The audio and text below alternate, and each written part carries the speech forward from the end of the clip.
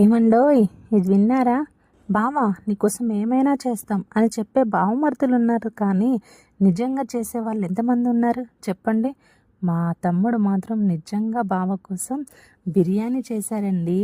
బిర్యానీనే అంతేనా అనుకోవచ్చు, కానీ అసలు నేను ఏ మాత్రం హెల్ప్ చేయలేదు. తను ఒక్కడే ప్రిపరేషన్స్ అన్నీ ప్రిపేర్ చేసుకున్నాడు, ఒక్కడే చేశాడనమాట. అసలు ఫస్ట్ టైం నేను పక్కన అలా కూర్చొని ఉంటే బిర్యానీ చేసి మా తమ్ముడు పెట్టాడు. నిజంగా ఎంతమంది ఉంటారు చెప్పండి మనల్ని అసలు రానివ్వకుండా, మన హెల్ప్ లేకుండా చేసేవాళ్ళు. నాకైతే చాలా బాగా అనిపించింది.